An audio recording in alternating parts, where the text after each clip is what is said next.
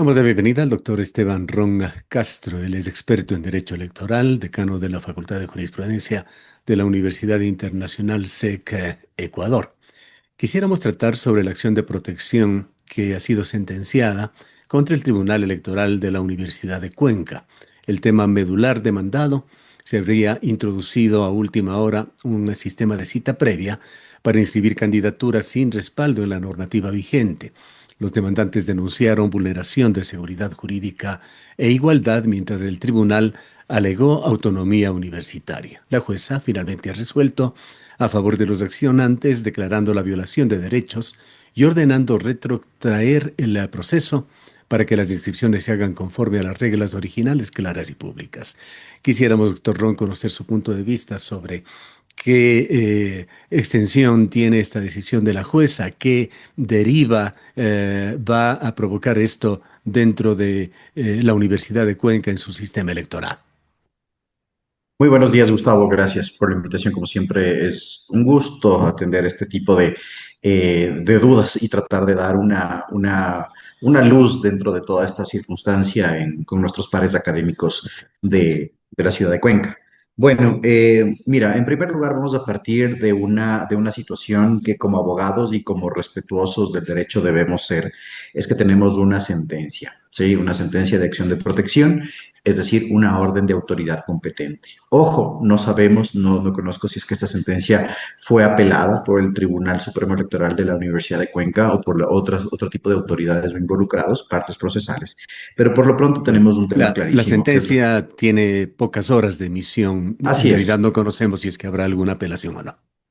Sí, y no conozco si es que la sentencia, Gustavo, fue leída a las partes en audiencia, porque tú puedes apelar en la propia audiencia. Pero bueno, digamos que por lo pronto hay una orden de autoridad competente. La orden de autoridad competente señala, como tú acertadamente establecías, declara vulnerados derechos constitucionales, seguridad jurídica, igualdad formal y no discriminación, así como debido proceso y garantía de motivación. A ver, ahí voy a ser muy respetuoso de la actuación de la jueza, pero creo que es muy genérica su resolución, ¿sí? Recordemos que en las acciones de protección, cuando se declaran vulnerados los derechos, tiene que ser específicamente a cuál y al cómo, ¿no? Entonces, digamos que aquí hay un tema de motivación, pero igual hay que ser muy respetuosos de la autoridad de la jueza. El segundo señala que como primera acción, y lo hace como parte de la reparación integral, es dejar sin efecto la resolución número 06 de 12 de noviembre del Tribunal Supremo Electoral de la Universidad de Cuenca. Y además todo acto que como efecto jurídico haya devenido de esta. ¿Qué quiere decir esto? Que obviamente en esta resolución, que es la que establecía la prelación y el llamado a la inscripción de candidaturas previa cita, está absolutamente nulitada. Y además entendería que los efectos jurídicos que no se han producido a raíz de estas son las calificaciones de las candidaturas, ¿sí? Entonces ahí tenemos clarísimo, desde ahí y con ese y con esta anulación, porque finalmente eso es dejar sin efecto de esta resolución, digamos que al momento no hay ningún tipo de candidatura presentada, menos aún inscrita, ¿de acuerdo? El segundo punto dispositivo de la sentencia establece que el Tribunal Supremo Electoral, en términos de 5 días, realizará su convocatoria con los nuevos horarios de efectuarse para la inscripción de candidaturas. Sí, es decir, desde el día de hoy, me imagino que en las próximas horas se notificará esta sentencia al Tribunal Supremo Electoral y, esperando que no haya una apelación, el Tribunal Supremo Electoral de la Universidad de Cuenca tiene que establecer un horario del cómo, ¿sí? Y cuándo se receptará la inscripción de las candidaturas. A mi modo de ver, en este sentido y la forma que el sentido común, pero además una razonabilidad meridiana, es que la recepción tiene que guardar una lógica previa, es decir, de acuerdo a cómo éstas se inscribieron previamente, pero queda abierto del Tribunal Supremo Electoral el cómo. Pero el tribunal debe garantizar la ecuanimidad. Entiendo acá, el tercer punto antes de ir al fondo del asunto, ¿sí? Es que una de las cosas que se establecía es que el reglamento había cambiado previo a la elección. Estoy muy de acuerdo con eso y eso en buena hora la jueza determina que el reglamento está dado con fecha 8 de noviembre y que no se puede cambiar dicho reglamento porque entendía que se buscaba corregir el reglamento mientras la elección ya se está ejecutando, lo cual rompe ahí sí el principio de seguridad jurídica. Entonces, se mantiene el reglamento. Ahora bien, Entiendo que con esos puntos el tribunal tiene que acatar, pero además tomar resoluciones en ecuanimidad para no afectar los derechos de participación política interna de la universidad y que se pueda calificar en condición de igualdades a las candidaturas. Como te decía, entiendo que lamentablemente aquí hay un tema de las firmas de respaldo, más o menos lo que sucede en el ámbito nacional con las organizaciones políticas cuando estos se inscriben, y que no funciona una doble firma cuando las candidaturas son presentadas, y que según la prelación de inscripción, las firmas que auspician una candidatura quedarán anuladas a posterior si es que esta fue calificada en una candidatura previa. ¿Sí? A ver, muy respetuoso de las actuaciones de nuestros pares académicos. Creo que el tema de las firmas de respaldo ya es un mecanismo superado en el Ecuador hace muchos años, ¿sí? Entiendo que hay un aspecto de legitimidad democrática para este tipo de candidaturas de elección popular, pero en el Ecuador, como tal, nosotros ya tenemos un esquema superado, es decir, vamos a un cumplimiento de requisitos y además un tema meritocrático. Hasta ahí una primera parte. Eh, También hay que señalar que sí debería existir este tema de la anulabilidad de las firmas previas. De hecho, para todos los reglamentos electorales, por más autonomía universitaria que exista, la segunda norma auxiliar es el Código de la Democracia, ¿sí? Mm. Se lo utiliza a efectos de interpretación, pero también de aclaración de los principios que se han establecido.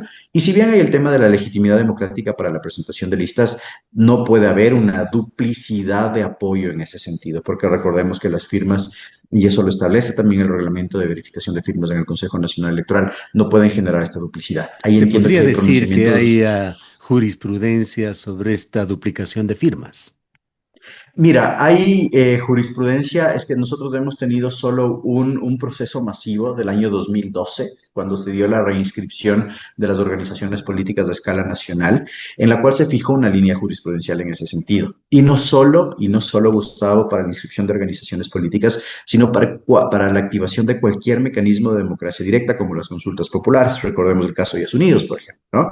Entonces se tiene que hacer una verificación de autenticidad de la firma meridiana, es decir, por lo menos nombres, apellidos, número de cédula y que la persona esté involucrada en la universidad. Entonces, digamos que en ese sentido se tiene que hacer esa verificación. No entendería, y ahí creo que hay una falta, ya viene el ámbito político que espero omitirlo a lo largo de la entrevista, que hay un pronunciamiento de la rectora que dice que las firmas pueden ser para dos candidaturas. No, eso es falso, ¿no? Eso claramente la legitimidad democrática es unívoca, o mejor dicho, el pronunciamiento para legitimar democráticamente una acción es unívoca, es decir, hacia una sola tendencia.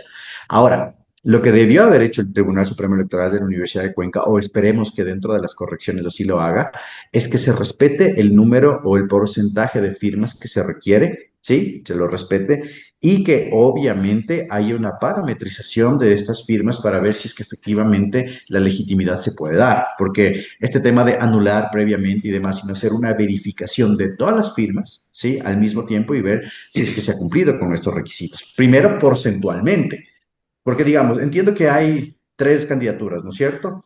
En la universidad. Entonces, ver si es que efectivamente el número de Son firmas. cinco Ah, cinco. candidaturas, Ya, una cantidad mil sumamente disculpas. inusual en la Universidad de Cuenca. En los récords de lo que recordamos en ocasión anterior hubo tres candidaturas, que ha sido el tope hasta ahora.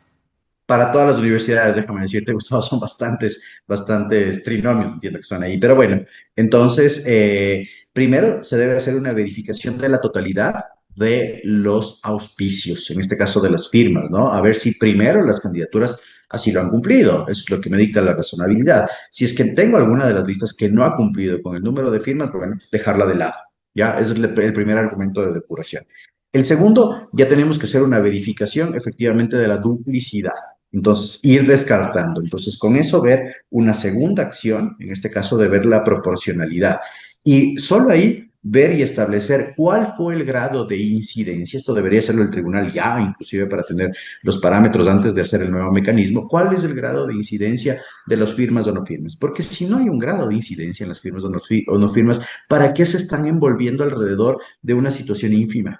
¿Sí? Entonces, ese es un criterio muy personal. Depurado esto internamente en el Tribunal Electoral, ¿sí? Depurado esto en el Tribunal Electoral, hacer un segundo proceso de cualificación de estas listas y establecer claramente y resolutivamente, porque eso sí tiene el tribunal, competencias de cómo se va a hacer este tipo de verificación. Ojo, aquí no hay afectación a un tema de datos personales, ¿no? Eso también tenemos que dejar de lado porque sugerencia igual para el tribunal, si es que nos escuchan, cuando se otorgan firmas, eso también pasa acá en la Universidad Internacional SEGA, hace poco tuvimos elecciones del Consejo Superior, los chicos, los alumnos, firman el disclaimer de protección de datos, porque hay que hacer una verificación, pues, ¿sí? Entonces, se puede poner en el tema de verificación de firmas, del disclaimer de protección de datos y no pasa absolutamente nada, una segunda sugerencia ahí para el tribunal. Y con eso, querido Gustavo, entrar a ver cuál va a ser la segunda fase de verificación cuantitativa. Es decir, tengo ya tres descartes y ahí sí, ¿cómo voy a facilitar el tema de las firmas? Ahora, ojo con un tema trascendental aquí, ¿sí? Las firmas ya fueron otorgadas, pero nadie quita que para efectos de cumplir la sentencia de la acción de protección, se abra un nuevo espacio para la recolección de firmas. ¿Sí? Vía resolución del Tribunal Electoral de la Universidad Claro, que y se está para establezca resolver mecanismos. este tipo de Claro, situaciones de absolutamente. contingencias que se presentan en un proceso electoral. Con plenas capacidades porque además, Gustavo, el Tribunal Supremo o los tribunales electorales de las universidades son independientes, autónomos decisionalmente de otras circunstancias o de directivos universitarios. Además, son tribunales ad hoc y temporales. Se acaba la elección y dejan de existir, ¿no? Ujú. Y las resoluciones tienen que tomarse, obviamente, con mayoría y con el procedimiento Ahora, parlamentario en básico. síntesis, doctor Ron, ¿qué reformas normativas? Pues va a tener que reformar las normas en la medida que pueda. Este Tribunal Electoral son las que deberían implementarse para evitar particularmente ese conflicto del artículo 11 sobre firmas repetidas. Mira, en primer lugar, las normas en este proceso electoral ya no se deben tocar. ¿Sí? Ya existe una reglamentación y sobre la base de la seguridad jurídica, inclusive esta llamada atención en la acción de protección, no se pueden tocar. Se pueden generar resoluciones alrededor y en cumplimiento de la sentencia y obviamente del Reglamento General de Elecciones y sustitutivamente, o en este caso, para interpretación del Código de la Democracia. ¿Sí?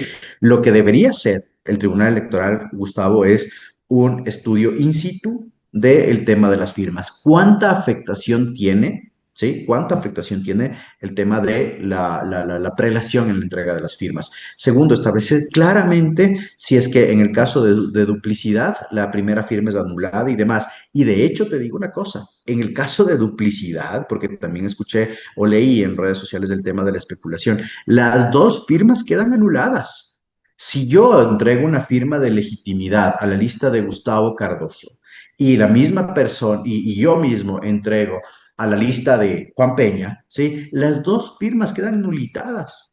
Eso es lo que nos dice el Código de la Democracia y el Reglamento General de Elecciones. Entonces, eso tiene que establecer claramente la resolución del Tribunal Electoral de la Universidad de Cuenca, ¿sí? Este tema de el estudio, la posible nulitación de las firmas y cómo se va a sostener en el tiempo sin vulnerar los derechos de participación política. ¿Qué es lo que yo haría? Si es que esto tendría algún tipo de incidencia en el Tribunal Electoral, abriría un nuevo periodo para la recolección de firmas, sin ningún problema, ¿sí? Y que se haga, y con estas advertencias, ojo, ¿no? De la posible anulabilidad en el caso de repetir las firmas, ¿sí? Y que no haya este tema de la prelación, porque ahí sí puedes entrar en una desventaja en los derechos de participación Ujú. política.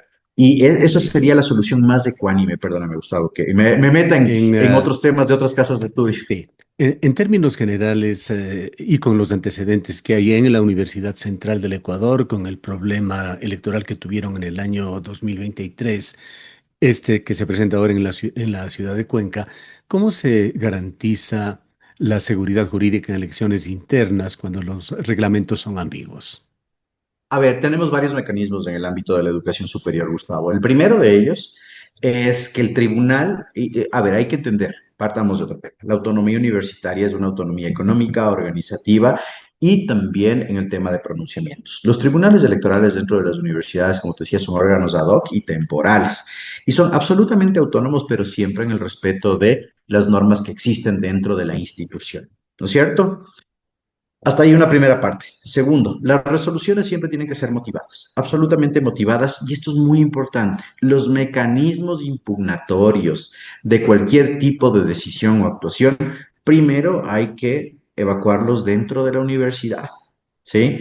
El tribunal y todos los tribunales electorales universitarios tienen un mecanismo de apelación o impugnación, como se llame, para el conocimiento de sus resoluciones. Y yo me acuerdo cuando estudiante en la Universidad Católica del Ecuador, había el Tribunal Electoral y el Consejo Electoral, haciendo un símil a lo que pasaba en el Ecuador, pero al revés, las figuras, pero debería haber un mecanismo y este es el primero que se tiene que evacuar.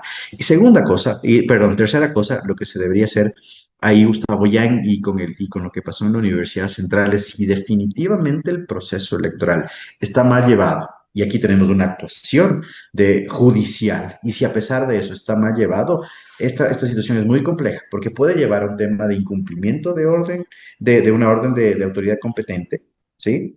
Puede haber eso. Pero, segundo, también se podría solicitar la intervención del Consejo de Educación Superior, ¿sí? Del CES. El Consejo de Educación Superior ha intervenido en procesos electorales previos, intervino en la Universidad Central del Ecuador y recordemos que se echó de baja una elección, ¿sí? Se echó de baja una elección, se llamaron a nuevas elecciones, se cambiaron al rector y vicerrector de la misma y etcétera. Entonces, a ese es un mecanismo del sistema de educación superior. Y de ahí queda el tema de la justicia, ¿no? A mi modo de ver, un error haber llevado este tema a la justicia ordinaria, se saltó un proceso que es las vías internas y luego dentro de la educación superior, el CES, pero bueno, finalmente hay que Ya. ser muy respetuosos de esto. Esto justamente nos lleva a reflexiones sobre uno de los temas sobre los que más se ha discutido y debatido en la Universidad Ecuatoriana, sin duda, esto de la autonomía universitaria, sus alcances, sus límites, sus umbrales. Y aquí cabe preguntarse hasta dónde llega esta autonomía universitaria frente a la supremacía de los derechos constitucionales. Mira, la autonomía universitaria es una autonomía decisional, Gustavo, ¿sí? Para tomar decisiones dentro de las universidades, como te decía, decisiones económicas, de política interna, de organización, ¿sí? En este caso, de representación también, porque es obligatorio cumplir con los órganos de representación interna de la universidad. Y cualquier tipo de actuación a pesar del principio de autonomía universitaria, nunca puede vulnerar ningún derecho constitucional. Ningún derecho constitucional. Se entendería que las actuaciones en virtud de la autonomía universitaria ya reflejan y tienen plena constitucionalidad. ¿Sí? Entonces, ese es el límite, ¿no? El límite de la autonomía universitaria es no vulnerar derechos declarados en la Constitución y que están dentro del catálogo. Acá, en la sentencia, se está diciendo que se vulneran derechos, ¿sí? Por sobre una actuación que podría restringir derechos de participación política. Pero el mecanismo de corrección es abierto, ojo, ¿no? La acción de protección y la resolución de la jueza dice que el mecanismo de reivindicación es absolutamente abierto, que debe ser el Tribunal Electoral, en uso de la autonomía, tomar una decisión que no vulnere los derechos que están siendo declarados en esta acción de protección. Entonces, esos son los límites de la autonomía universitaria, Gustavo. Le escuchábamos a la señora rectora que persigue la reelección, que señalaba, bueno, habrá que acatar lo que decide el tribunal. Incluso ella hablaba de la posibilidad de que se elimine la necesidad de las firmas de apoyo. Le pregunto, ¿sería esto posible? Mira, si es que el mecanismo, y en este caso el reglamento, fue modificado antes de la elección y la convocatoria se realizó con esas reglas, no se puede eliminar bajo ninguna circunstancia. ¿Sí? Lo que se puede hacer es un mecanismo de facilitación, en este caso, para que las listas intervinientes cumplan con el mismo y de escrutinio de las propias firmas, pero no, bajo ninguna circunstancia. En el proceso electoral, Gustavo, uno de los principios constitucionales que existe es el principio de preclusión. ¿Sí? Este principio de preclusión es que se entiende que las fases del proceso electoral se establecen como legítimas hacia atrás cuando no ha habido actos impugnatorios. Entonces, si el reglamento fue modificado en su momento, este salió a la luz pública, las autoridades lo conocían y se veían que el tema de las firmas contravenía algún tema de derechos de participación interno de la universidad, hay el mecanismo impugnatorio de las resoluciones, en este caso de los consejos superiores o académicos de las universidades. Entonces se entiende que todo eso es válido, no se puede cambiar las reglas. Principio de seguridad jurídica que está atendido en la resolución de la acción de protección. Bien. Para finalizar, doctor Ron, ¿qué enseñanzas deja este caso de la Universidad de Cuenca para la gobernanza democrática en instituciones de educación superior y qué recomendaciones daría a futuros tribunales electorales para fortalecer transparencia y legitimidad? Mira, Gustavo, cada universidad tiene su organización. Sí, el día de hoy estoy yo en la Universidad Internacional SEC, donde los procesos electorales son viabilizados todo vía virtual y demás. Sí, entonces la primera opción es que los procesos electorales sean simplificados. Sí, no complejizar con requisitos inexistentes. Eso tiene que ser clarísimo. Las reformas a los reglamentos que deben darse internamente no pueden ser complejizados con requisitos inexistentes que no establezca la Ley Orgánica de Educación Superior o su reglamento. Básico, premisa número uno. Segundo, los tribunales electorales deben facilitar los derechos de participación y no inventar reglas, ¿sí? No inventar reglas. Y el tercero, acudir a la lógica y razonabilidad con las normas supletorias que establecen, en este caso, para sistemas electorales como el Código de la Democracia. Aquí el tema es un tema de firmas, ¿sí? Y si el Código de Democracia y el Reglamento de Verificación de Firmas nacionales me dicen que en caso de duplicidad de firmas se anulan los dos, no hay por qué emitir esos criterios disímiles y a conveniencia. Creo que esos son las enseñanzas, ¿no? Y siempre, siempre el tema, Gustavo, lo que yo siempre llamo, ¿no? Hay universidades, nosotros en la educación superior somos pares, pero pares colaborativos. En caso de duda, llamen, acudan a los órganos, en este caso de educación superior, que hacen buenas asesorías y que pueden abrir los ojos para este tipo de actuaciones. Siempre es bueno el diálogo en ese sentido, Gustavo. Bien. Muchísimas gracias por habernos atendido, doctor Castro. Siempre es un gusto, Gustavo. Declaraciones del doctor Esteban Ron Castro, experto en Derecho Electoral, decano de la Facultad de Jurisprudencia de la Universidad Internacional SEC, Ecuador.